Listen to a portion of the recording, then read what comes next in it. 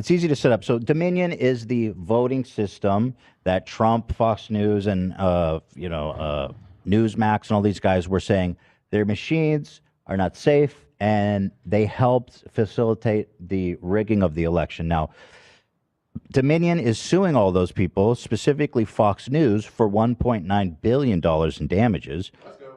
And defamation lawsuits, as I've said on the show many times, are very, very hard because you have to prove essentially that the person defaming you knew what they were saying is wrong. And, many times you just don't have the kind of evidence to support that kind of a finite claim. But what's happening with this Dominion lawsuit is really interesting. In the process of discovery, they obtained text messages from Tucker. They got text messages from Murdoch. They got text messages from that other big head guy, Hannity, yeah, and also the Laura Ingraham. Yeah, all the executives. Is a star-studded cast. It's wonderful to see them in private and the way that they discuss these matters and the disdain that they kind of have for their audience. Like it's so cynical. They're completely aware that they are, they're posturing on television to an audience they're of lying. Fucking baboons. They're knowingly lying. Yeah, it's so, and it's they know so how cynical. stupid their fan base is. Alaskan Bullworm wants to know why your haircut makes your head look normally proportioned. Oh, hell yeah. Thank you so much for that. I paid that person. Yeah, is that you? That was you, bro. Yeah, that was me. I was tweeting it from my phone. Yeah, so here on Trump's business history, as votes were being counted in the 2020 presidential election, Mr. Carlson texted one of his producers, fretting about viewers turning away from Fox News after the network called Arizona for President Biden. The producer said Trump has a pretty low rate of success in his business ventures. Tucker Carlson responded, "That's for sure. All of them fail. What he's good at is destroying things. He's the undisputed world champion of that," Tucker said of Trump. Continuing on Trump's plan to skip Biden's inauguration. A staff member texted Carlson to say they'd heard Mr. Trump was planning to not attend the inauguration, an important symbol of the peaceful transfer of power. Carlson said, "I'd heard that about the inauguration. Hard to believe. It's so destructive. It's disgusting. I'm trying to look away," he said of Trump not going to Biden's inauguration. Yeah. He's almost like a normal guy behind the scenes. No, it's funny because it's like that's what I think. No, he's not a normal guy. Here's why I love that. Because I, unlike yourself, am infinitely more cynical about the American government and also all this symbolic shit, right? And what it means. So I don't care. Ultimately, I'll talk about how crazy it is and how funny it is, but deep down inside, I don't really give a shit, right? But it's funny that Tucker Carlson, on the other hand, is such a civility liberal after all, even though he himself is a devastating WASP nationalist who cuts racial agitprop every fucking night in a very successful way, if I may add. Deep down inside, he's still I can't believe he's not doing the symbolic stuff, though. You're undermining the integrity of the American institutions. Please. But if you could go to his broadcast for that night, I'm pretty sure he'd be like, why should President Trump go to the inauguration when there's so many questions about the legitimacy of the election? Well, he's literally doing that right now.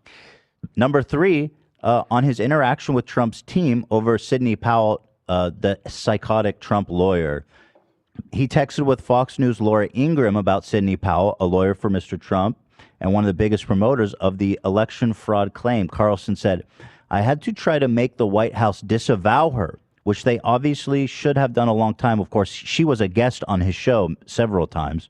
Laura Ingraham said no serious lawyer could believe what they were saying. Carlson says, "But they said nothing in public, pretty disgusting. And now Trump, I learned this morning, is sitting back and letting them lose the Senate. He doesn't care. I care."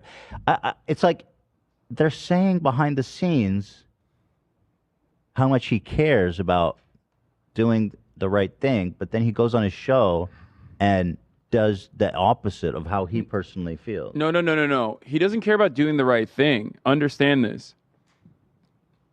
Tucker Carlson ultimately is a rich guy, Yeah. right? He might have legitimate, like, ideological reasons for why he's promoting, fascist ideas and concepts. Mm-hmm. But ultimately, as a rich guy, he cares about just, maintaining his wealth and serving the even richer guys that pay him hundreds of millions of dollars. So Donald Trump, in certain instances, when he does stuff like this, when he undermines the integrity of the American institutions, is actually presenting a danger to the way things are for wealthy people. Because if the system collapses entirely, then all of a sudden, the super rich guys are not going to be able to turn profit in the same way that they are able to right now. It's always better to, like, not fully starve out the population and give them some breadcrumbs to make them feel comfortable in their existence than it is to, like, truly undermine the entire system, let it crumble. Because when you undermine the entire system and let it crumble as it stands currently, when there's still profit to be made, you're going to give up on a lot of your amenities, a lot of your. But if he just, I guess you could say more specifically, he's going against his own interests when he goes on the show and, goes with the talking points. But he goes on, this is about the aftermath of the Capitol riots. After the riots at the Capitol on January 6th, Mr. Carlson texts with Mr. Pfeiffer. Who's the Pfeiffer? Is that a producer? Yeah, that's the producer. Okay. About Mr. Trump's culpability in the insurrection, how to deal with viewers who still support him. This was 2 weeks before Biden's inauguration. Carlson says, Trump has 2 weeks left. Once he's out, he'll become incalculably less powerful, even in the minds of his supporters. Carlson continues, he's a demonic force, a destroyer, but he's not going to destroy us. I've been thinking about this every day for 4 years. Pfeiffer says, you're right. I don't want to let him destroy me either. The Trump anger spiral is vicious. Carlson says, that's for sure. It's deadly. It almost consumed me in November when Sidney Powell attacked us. It was very difficult to regain emotional control, but I knew I had to. We've got 2 weeks left. We can do this. What? These conversations are so ridiculous, too. Well, Tucker Carlson, shouts out to Roger Ailes, rest in piss. But, like, Fox News as an institution was designed deliberately to be the propaganda arm of the Republican Party and the Republican interests, right? So Tucker Carlson having this conversation in private is hilarious to me because this is the exact same conversation that is happening in every circle in the Republican Party. Because the party machine currently has these two conflicting forces. They have geared up the base to be more and more extremist, right? Because the culture war is the only thing that keeps people going out to the polls, keeps people going out and voting because, like, you're not offering them any sort of material restitution. You're not offering them anything. You're not offering them health care. You're not offering them, like, financial freedom or anything like that. So how do you make work the deregulation narrative? How do you make work the tax cuts for the wealthy narrative?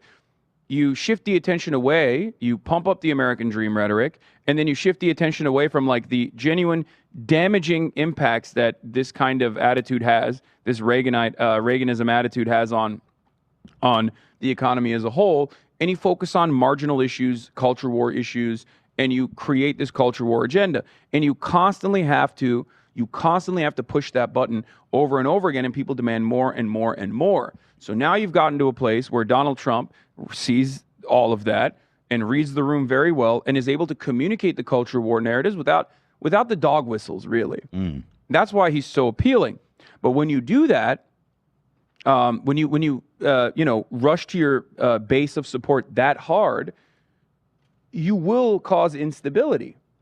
Like, Donald Trump, in many respects, was a victim of his own success. Yeah. The reason why the Republican Party is currently suffering electorally is because they caved to the demands of a hyper-vigilant, violent, extremist base of support that they have in the form of white Protestants, right? They make up a tiny percentage. Well, not tiny, but not a large enough percentage to, like, win elections nationally. But they capitulated to them. They created the Federalist Society. They set it up and designed systems to specifically concede to their demands. And once they got those demands, which were inherently anti-democratic, and the only way to achieve them was going against the wishes of the majority. When they did that so brazenly, all of a sudden people are like, what the fuck? I'm conservative, but like, you know, I have a daughter. And God forbid, what if she needs to get an abortion? I'm conservative, but I'm seeing young women all around the country who are not able to get medical procedures from their doctors because the doctors are afraid that they're going to go to jail when they have like and they're forced to give like stillbirth abortion. I mean, when they're forced to give birth to a stillbirth fetus, right? Yeah. This was my favorite one, by the way. And I'm wondering if Trump, I feel like, has to respond to this. He goes, on his desire to move on from Trump, Carlson said, Mr. Carlson texts with members of his staff 2 months after the 2020 election and 2 days before the insurrection at the Capitol building and looking forward to not having to cover Mr. Trump. Carlson said, we are very, very close to being able to ignore Trump most nights. I truly can't wait. He says, he continues, I hate him passionately.